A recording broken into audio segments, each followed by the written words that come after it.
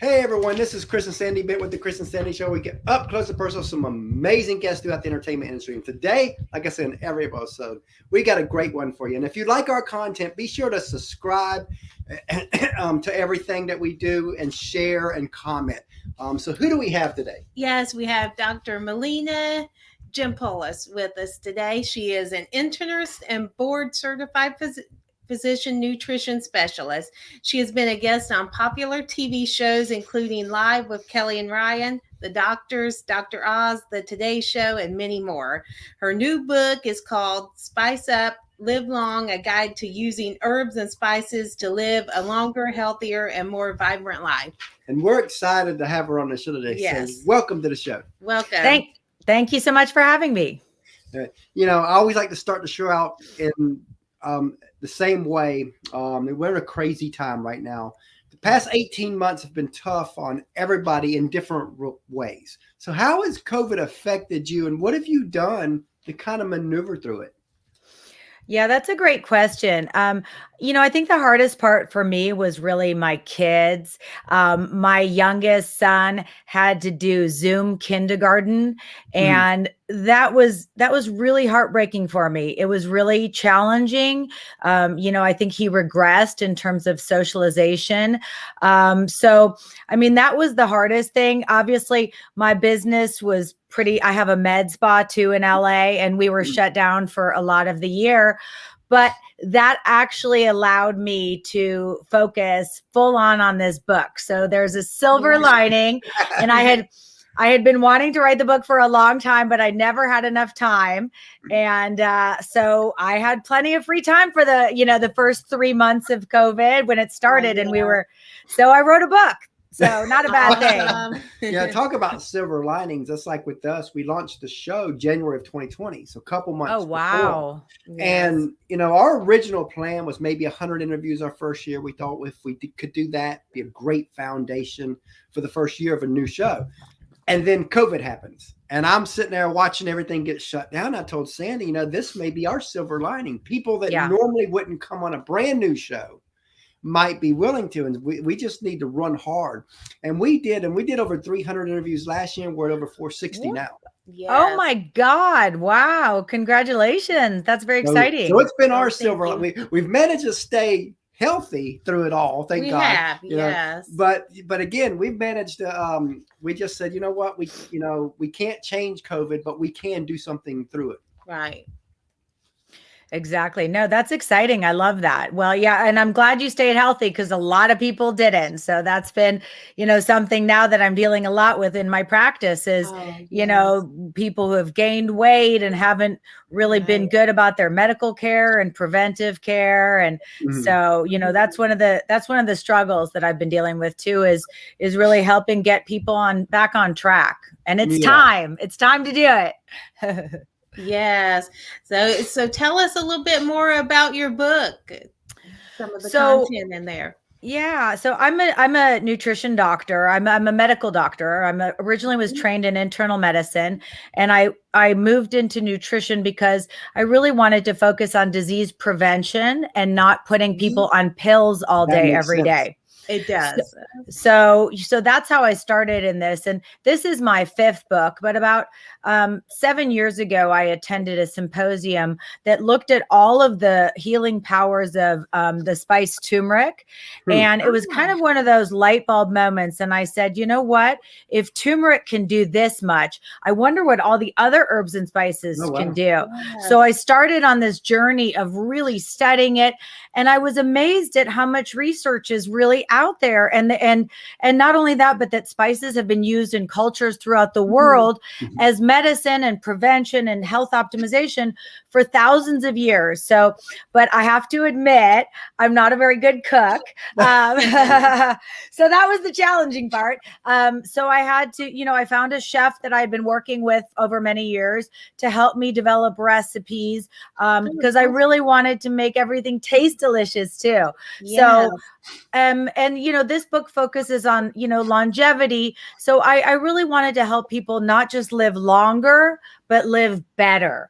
And Yeah. so that's really the goal, is to focus on the diseases of aging, whether it's heart disease, diabetes, cancer, Alzheimer's, even skin aging. There's spices that can help with that. So Oh, wow. that was that's the information in the book. And it's not a diet book, it's a health book, and it's a lifestyle book. Thank you. And it has over like 80 recipes that are spice filled. wow. So, some are easier than others. I tend to do the easy ones, but so that's really how it all started for me. And also just to mention that, giving back has always been very important to me. So $1 of every book sold goes to an organization called No Kid Hungry, which fights child hunger in the United States. And that's something that has really gotten worse during the pandemic too, because people are losing their jobs, and the kids, for many of them, the only good meals that they had were at school, and when school was taken away. So it feels good to be able to give back as well with the book. Oh, that's amazing. So tell us a little bit of your backstory of what led to you becoming a doctor. What led to me becoming a doctor? Oh my God, that's a good question. I've never been asked that. Usually they say, how did I get into nutrition? But so I'm going to tell you the truth. I was always a science nerd growing up. Like that was even though I grew up in Texas, I had, teachers that, even though I was blonde, really saw my potential in science and pushed me, which I'm super grateful for. Mr. Kuntz or Mr. Powell, if you're out there listening, I love you. That was my chemistry teacher in high school for 2 years. And so I was always a science nerd, but actually I wanted to be a vet growing up because I love animals so much. But I worked for a vet one summer in high school, and I just couldn't stand to see animals suffer. And emotionally, I couldn't handle it. So I took all my science knowledge, and not that I don't like seeing people suffer, but it's different with animals when they can't even tell you what's wrong. So I decided, you know what, I'm going to go into medicine and make a lot of money and then donate it to animals. So that's how I became a doctor. But so that it's kind of a funny story, kind of a backwards way. I didn't always dream of being a doctor, although I did always dream of helping people. And I've been involved with, charity work since I was 15 years old. So, that really, healing part of my personality, I think, has always been there. And that's what I treasure most in medicine is really, and that's why no matter what I do with writing books or television or all that, me seeing patients one-on-one, whether it's via Zoom or in person, is really, really important to me. And I'll never, ever give that up. Yeah, exactly. Now, as you know, a lot of people, they see you and other people and other doctors, lawyers, they see the glory kind of behind what y'all do, but they don't see the grind, the sacrifice, the tears, the struggles it takes to make it out there. It doesn't matter whether you're in entertainment, whether you're a doctor like yourself, whether you're an author, any field. It's any field to make it to the top. And I always want to talk about that side of it, because in this day and time, a lot of people think, I can just jump into a field and bam, I'm going to be a success overnight. But we both know it does not happen that way. So tell us a little bit about some of the sacrifices and struggles you've had to go through to get to where you are today. Yeah, that's a great question too. And because I do a lot of media, I think I can speak to both of those, because I actually had my own TV show back in 2005. During my training, I went right through, but I basically lost my 20s to, medical school and residency. I mean, not that I didn't have a life, but it's not normal for, a 22-year-old to, and then, at 26, I was a doctor already and being thrown into the hospital with crazy hours. And I do remember, nights in the intensive care unit where I just didn't think I could keep my eyes open, and sitting at a patient's bed with my head between my legs, just praying that they would stabilize so I could get 10 minutes of sleep. So, Wow. it was definitely a challenging time. And then when I segued into media, I think that, doctors are always calling me or emailing saying, how did you get on TV? I want to be on TV. Everybody wants to be on TV, right? I never wanted to be on TV. It just happened.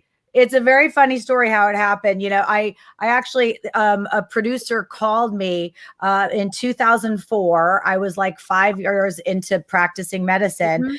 And, I thought it was a prank call. She said, have you ever considered doing television? And I thought one of my friends was pranking me as and I was like, this isn't funny. I'm a busy doctor. And I hung up on her. And luckily she called back and she said, please don't hang up. I'm a producer from Discovery. We're trying to cast a show. I think you'd be perfect for it. We'd like to do a screen test. And I was like, I don't know what that is, but I'm happy to do it. I talk a lot. So, but that's been hard too, I mean, and I don't think I could have done it. Like when I first did the TV show, I didn't have children yet. So, I was on location 6 months of the year filming, and there, I had to sacrifice my practice at the time in San Francisco and really dial that back, because I felt like it was an opportunity to educate on a larger scale through television, even though I had no desire to be famous at all. But, my practice really suffered during that time. And then afterwards I was like, oh, okay, I've done a TV show. I've made it, and then I wrote my first book in 2007 and I was so proud of it. And I worked so hard and I thought it was so good. And it didn't sell, and it was really a reality check for me. And I think it's probably hard that you just got this TV show and then the book don't sell. Yeah, I was really surprised, but it was a harsh reality. And I think, I would say the last 5 years, I'm 51 years old. I'm not a spring chicken. I'm not really, adept at, social media.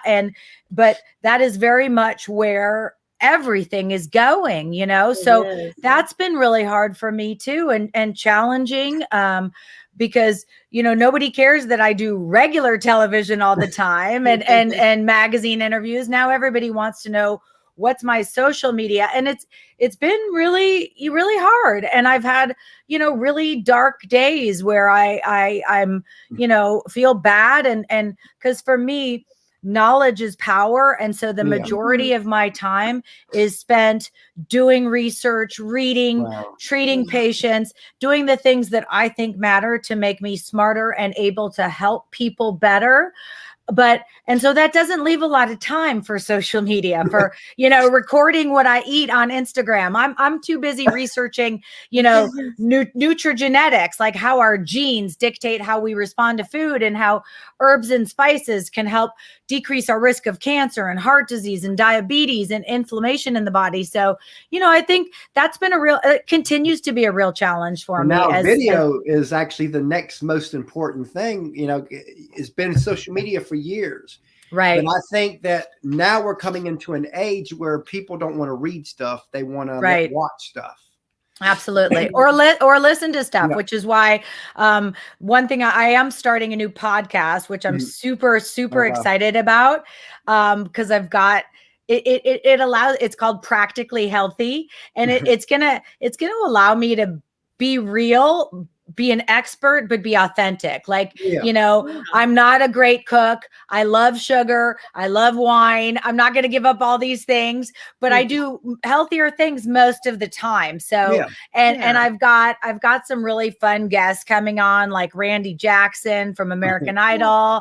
I'm going to be talking to him about, how he really stays healthy, not the BS, that the celebrity private chef, private trainers, because that's not the reality for a lot of people. And so it's going to be fun though. I'm kind of looking forward to picking everybody's brain, because I've made a lot of friends over the last 20 years in the business.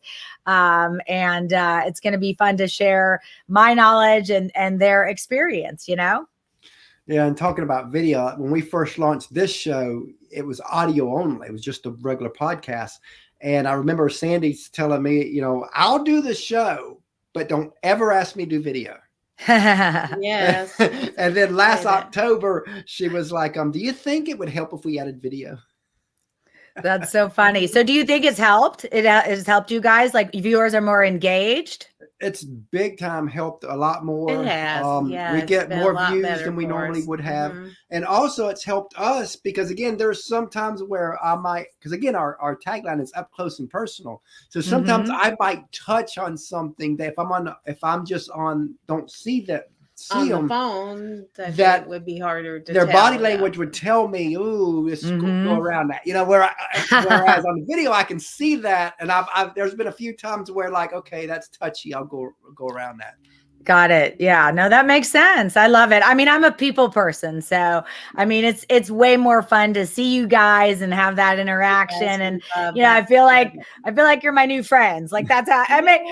Everybody's my friend. I love getting to know new people, especially from different parts of the country and doing different things. So this is a lot of fun for me. I'm glad to be able to see you. Yeah, because Oh, we yes, feel the same same for us. way, We and feel the same. we've it's been cool that we've been able to kind of meet 460 new people. Yes. In the last 21 months, and have all those conversations, and they're all different. Even though I have a lot of the base same questions, I always try to keep it open so that we can let the conversation go wherever it wants to go. Because I don't want to be one of them interview shows where I ask you answer. I ask you. I gotta have a conversation. Right. Yeah, no, that's much more organic too. Like it's and that's that's why I'm doing my podcast too, which will have video, is because I don't like being so scripted.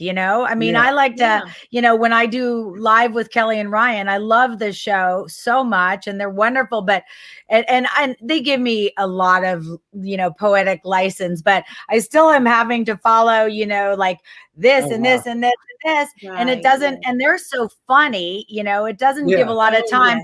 Like if Kelly starts cracking a joke and I've got 8 more foods to talk about, I'm like, okay, that's great, but let's move on to cabbage, okay? That's one reason why when we first launched too is I decided on 60 minutes on average. And what's funny is our show when it first started, I've learned to talk less because we've gotten shows where we went 90 minutes for people. Right. Yes, too long, so I've learned the magic number for us is 35, 45 minutes. That seems to be a good number where people will still watch a lot of it. But you start getting up there hour and over, people will. In fact, people won't even log in because they're like, "Oh, I'm not." Right. Yes. Well, I definitely can relate to that because I know in med school, the hour-long classes, I started losing focus. Like I think 35 to 45 minutes is kind of my sweet spot for my attention span too. So if we go longer and I start fading off, you'll know why.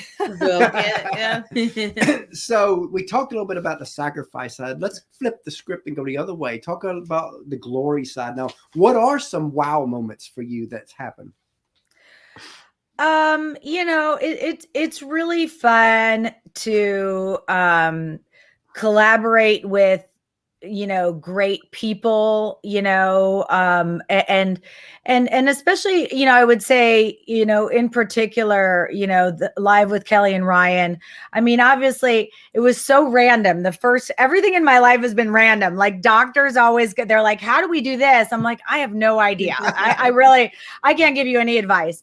But I got an email out of the blue in 2007 from a producer at Live with Kelly and Ryan. Right. Well, at the time it was Regis. And they said, have you ever, they said, we're doing a segment in January on these popular diets and we've seen, some tape of you and we'd love to have you on. And I was like, okay. And my new book was just coming out. So then that's why I thought it would be so that was exciting. The first time. There's nothing like, I've been on 17 times since. So it's still really fun. And I went through, my favorite memory of Regis is we did a segment actually when I was 4 months pregnant. And we went grocery shopping, and they wanted me to be talking about everything, and Regis is like yelling, "Hey lady, do you know how much fiber's in your cereal?" And he's yelling down the aisles. And then we tried to we were doing the self-checkout thing where you scan your own food, and he could not get it to work. And he tried like 20 times with this box of cereal. And I swear to God, this was not scripted. And I took it, and on the first try, it was like beep, and it went through. So, and then at the end of the show, they filmed us walking down the street arm in arm. And I was like, "So Reg, what are we having for dinner?" And he's like, "How about grilled cheese and tomato soup? Because that's all I know how to make." And I was like, "All right, I'm in." So up your alley.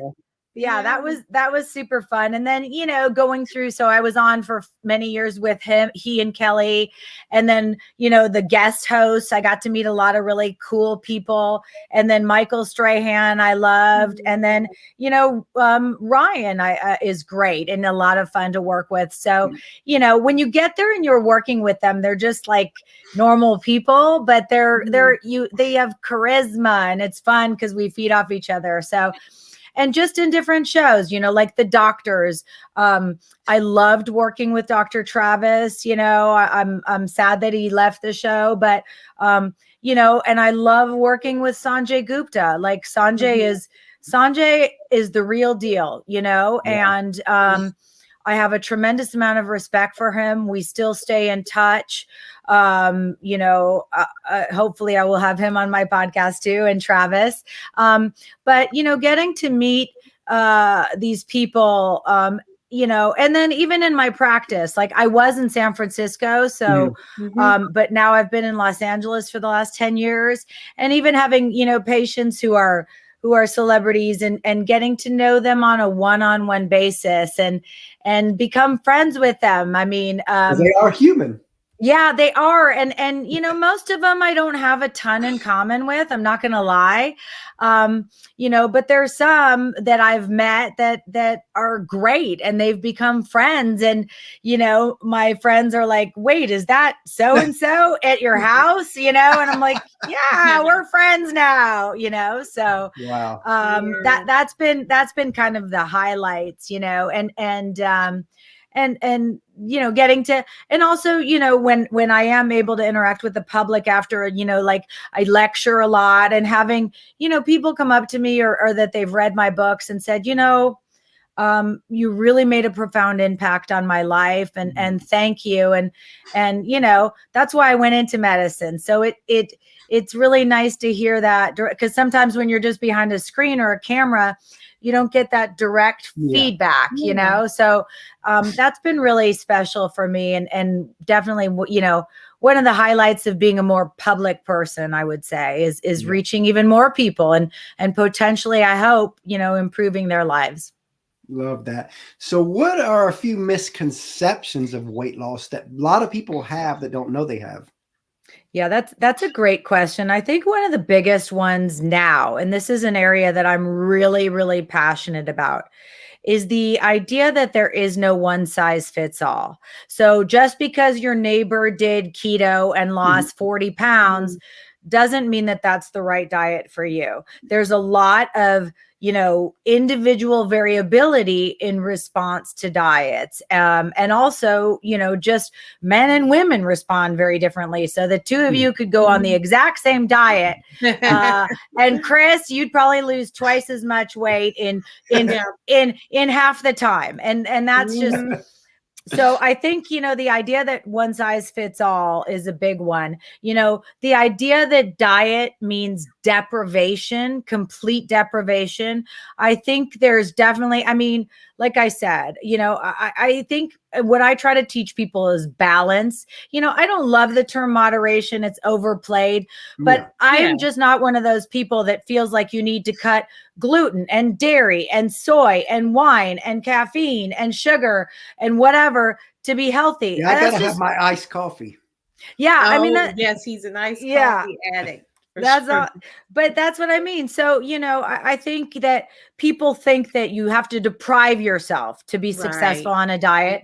And that's not true either. And I would say, the last thing is really, that a diet should be temporary, because it's really not. I mean, the definition of a word diet is what you can do on a long-term basis, not a short-term. And so people are always looking for quick fixes.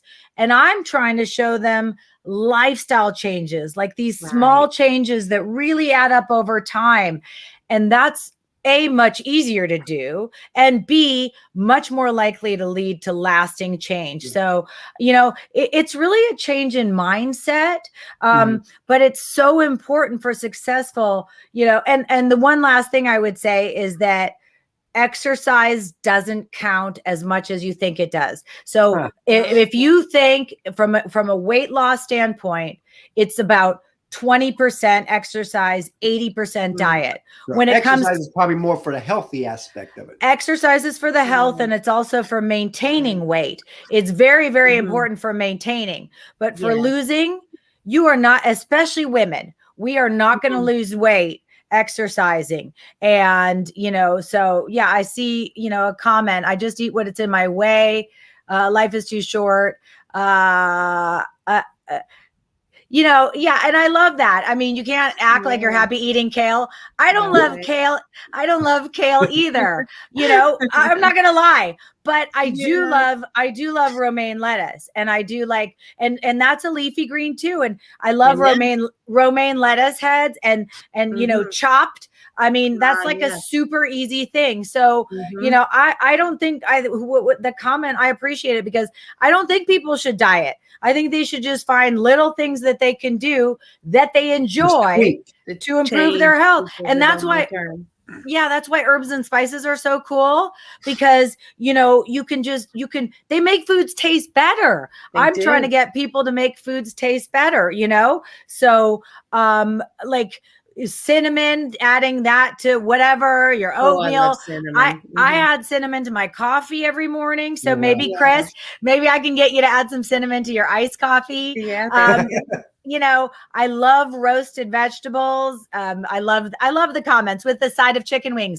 Okay, you can have the chicken. You can have the chicken wings. Just put a spice on them. Like make them like with rosemary or cumin or a little kick. Maybe do spicy chicken wings or some sort of. So, but I'm a realist, and that's what That's why, again, with the podcast, Practically Healthy, I'm not gonna practical, not perfect. I'm really big on that, and I'm not telling you that you're going to lose 50 pounds just by, having spices on your chicken wings, but, you are going to be healthier. And at the end of the day, that's the most important thing to me, is improving health.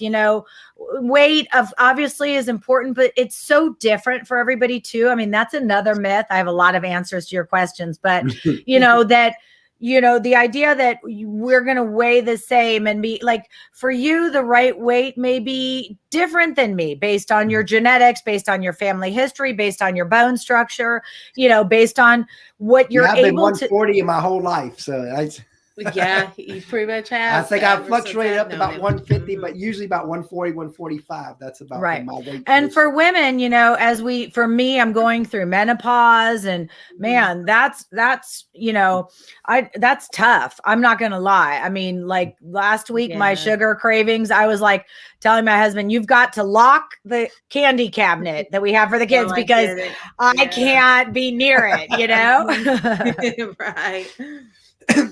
Now, this kind of a two-part question. What's surprised you the most, or at least surprised you in your career as a doctor and your career in media? What surprised me?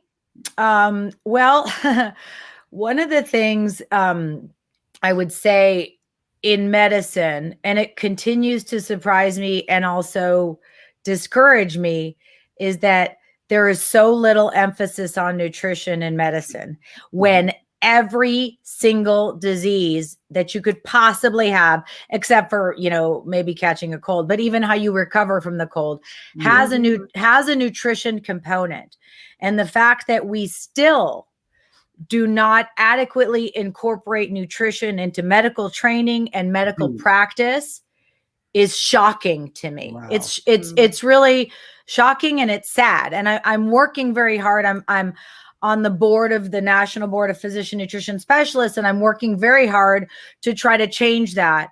But it's been very, very challenging. There's I think a lot of times too, what could be that makes it harder to push that through is you got a lot of the fake stuff that's come out too on the nutrition side. And then your doctors, they're like, you know what, there's so much confusion. I'd rather not push it at all.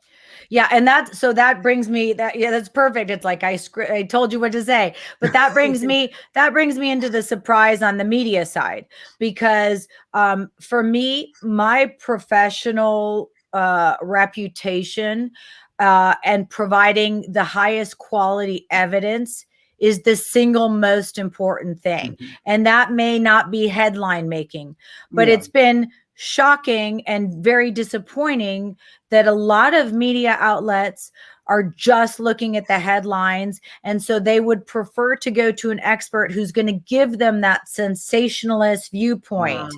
And I find that really sad and really disappointing and really disheartening. That there's too many pseudo experts in my field, but yet the media kind of focuses on them. And whatever. I'm not complaining. I get plenty of airtime, but when I see these people who are, even not really doctors, and again, I don't mean to be a snob, and I've been kind of, but they're chiropractors that are making a lot of money off whatever they're pushing. And yet, whatever, Gwyneth Paltrow likes them. And so all of a sudden they're like overnight celebrities, And I got a perfect example of that. Earlier today, I seen one of the news medias locally share this. Now, granted, this has nothing to do with nutrition, but just the idea of the sensationalism.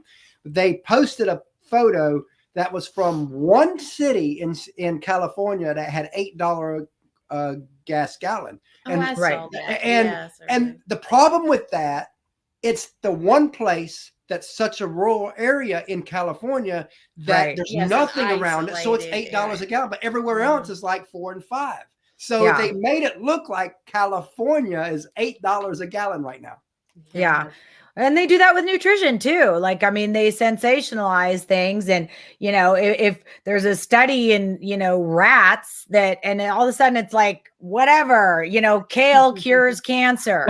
I mean, it's, to the person who commented on kale, and I really tried to be very transparent in my book, on the Spice Up Live Long book about when research was done in test tubes, when it was done in animals, and when it was done in humans, because I think people have the right to know. And then I just give them, the information to really understand the quality of the evidence, again, not just trying to push herbs and spices on everybody and pretend like it's going to cure Alzheimer's. It's, I think you need to be very careful with that, particularly in nutrition and medicine and health.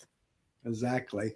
Now, as you know, a lot of people, they see you and the other people that are big success, but they don't see the teams behind y'all. And in our opinion, the teams never get the love they deserve.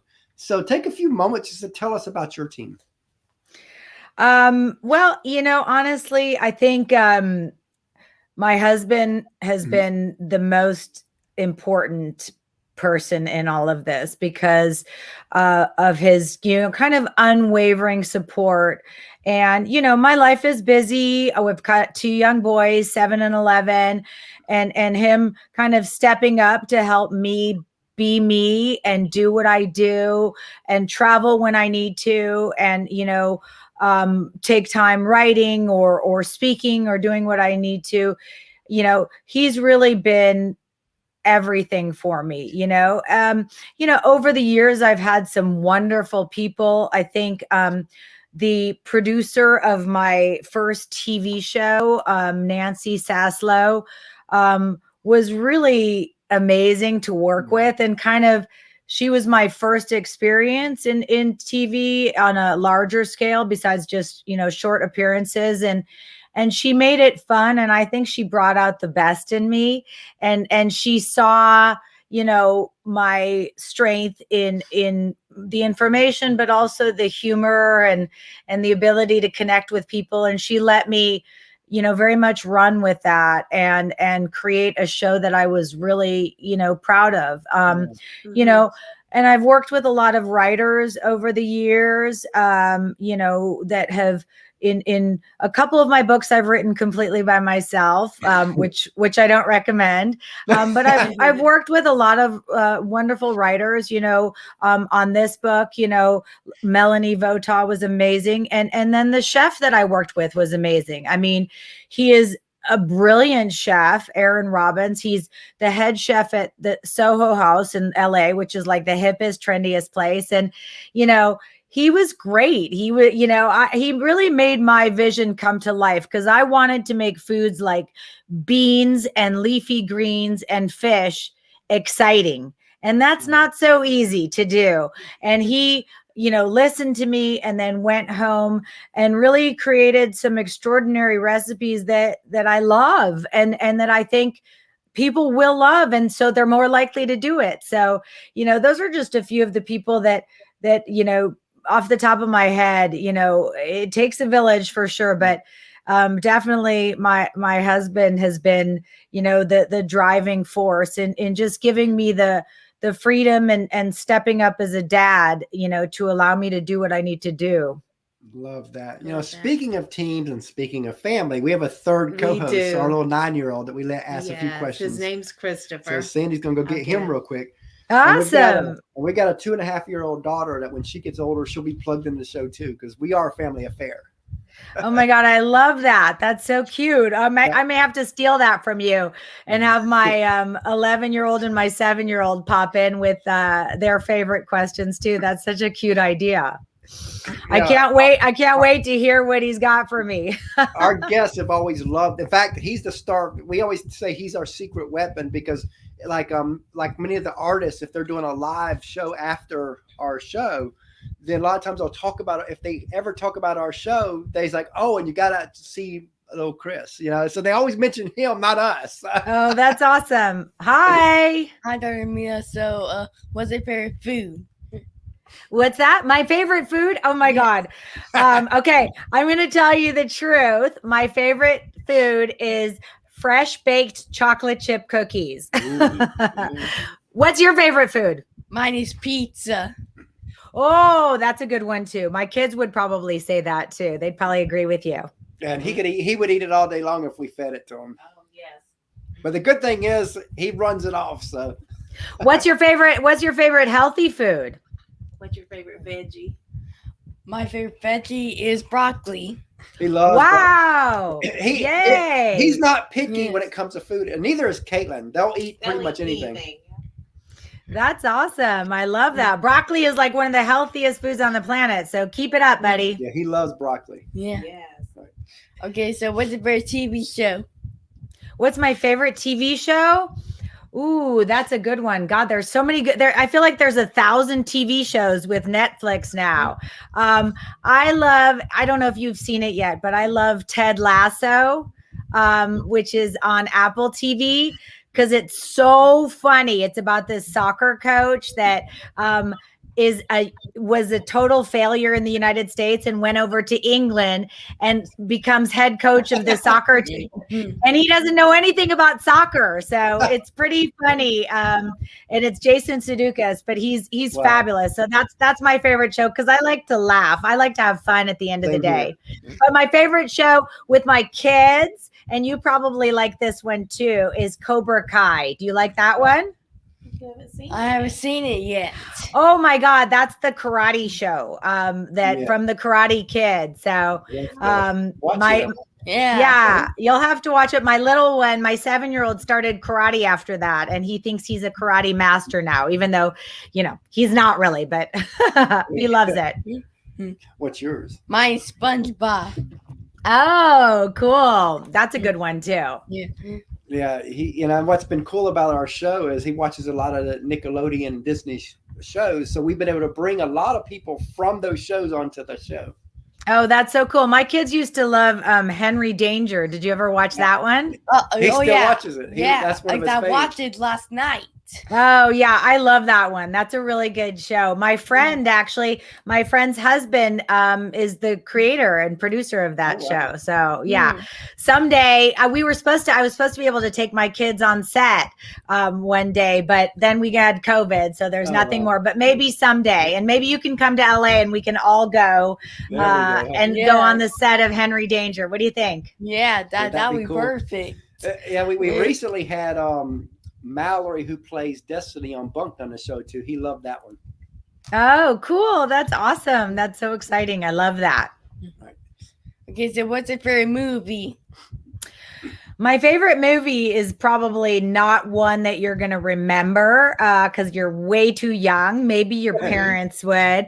Actually, I have two favorite movies. I mean, the one that's more funny is called Old School. Do you guys know that one? Wait, my second favorite movie that I know you probably know is Elf.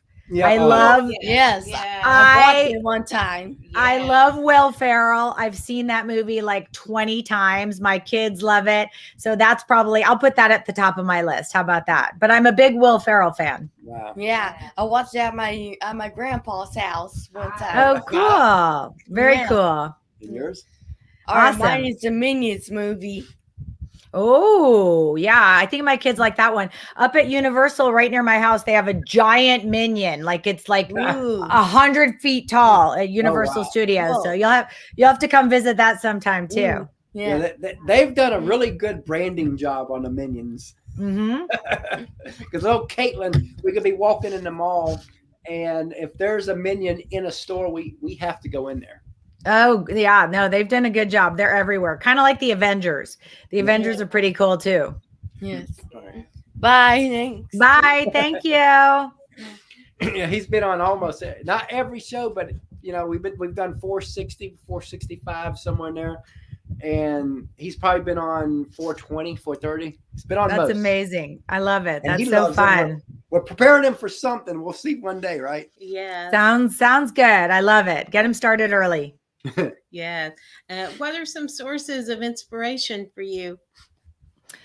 Honestly, my biggest source of inspiration is my patients, because they have, at the end of the day, all I want to do is help them. And everybody has a different struggle, a different challenge, a different even food preference, and so every time I see them, it pushes me to learn more, to do more, to help them, to read more, to never stop learning and staying on top of the latest research. So I think that is hands down my biggest inspiration. And then, of course, I want to be a role model for my kids, but I have boys, so I'm not sure. I'm more going to make sure that they're good human beings and and husbands someday. So being kind and being good and giving back is really one of the most important things in my life. So I really try to instill that in my kids every single day, however I can. Awesome. And what would you like for your legacy to be? What would you like to be most known and remembered for? Oh my God. I would love to be most known for really being the voice of reason when it comes to nutrition and diet, and not, super doctorish and serious, but not super sensationalist, but somebody that people really trust to give them the best possible information in a way that they really understand and can implement in their lives. If people said that about me someday, it would mean the world to me, I think. Love that. Love that. And if you could say anything to your fans and followers, what would you want to tell them?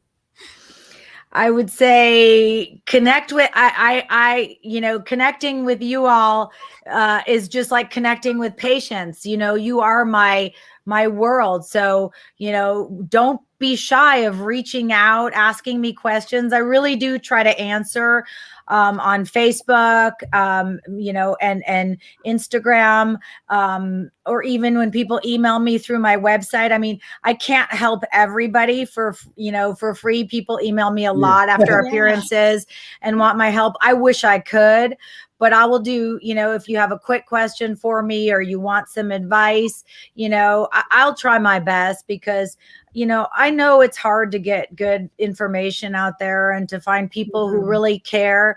And I do really care. So I want people to know I'm a genuine person. And I this is not a facade. I really, you guys matter. Everybody matters. I went into medicine to help people, not to make a lot of money or be famous. So, that's where I'm at. Oh, we love that. So let's say that you had a friend of yours, and I usually go artists or acting way, but I guess I'll go in general, that they feel they found this passion of theirs and they're on that journey to create that business around that passion. What advice would you give that person to kind of help guide them the next few years to stay on track? Be patient, which I should listen to my own advice. Be patient, be consistent, work hard. Don't think that any job is below you. Learning everything that you can about whatever you want to do is always the best approach. And be prepared. Everything that I ever do, everything that I've ever done, media wise, I over prepare. I would rather walk into any meeting, any TV show, any patient room over prepared. I think that puts you in a position of strength. And don't sweat the small stuff. One of my favorite quotes is, failure is not falling down, it's staying down. So, you're going to fall down. I've fallen down. I've had TV appearances that I wasn't happy with. I mean, I'm my worst critic, but, I've had books fail, obviously. But if you're really passionate about it, it doesn't matter. I could sell 5 books or I could sell 5 million, but I freaking love spices and herbs. And I think everybody should be eating more of them. So I don't care if nobody buys the book, because I'm happy that I wrote it. And if it slowly gets out there, or if 10 people cook with more herbs and spices, that's good enough for me. So, if you're passionate about it, nothing else matters, I think. Talking about failure, that's like, we have failed. We've been married 19 years. And we've probably failed over 100 business ideas. Oh, at least we've tried everything. In fact, one day we'll be telling that story of some of the different crazy ideas that we came up with that we did make a little money on. Yeah. But again, it's one of them things we kept. We had crazy side jobs, side hustles to keep us going and stay afloat. Yeah. But here we are. Mm-hmm. I love to talk. Yeah. So what better way to get that out there? We love to hear, and we love entertainment. We love stories, and I love to talk. So we combine all that, and we got our show. Awesome. Well, I love it. It's been really fun. Look, we're at 47 minutes. We better cut it off. Otherwise nobody's gonna listen anymore. So tell everybody how they can find you. Yes. Well, I mean, my website is drmelina.com, drmelina.com. Facebook, Dr. Melina, Instagram, Dr. Melina, just DRMELINA. And my new podcast is going to be starting November 3rd, everywhere podcasts are available. Awesome. And it's called Practically Healthy.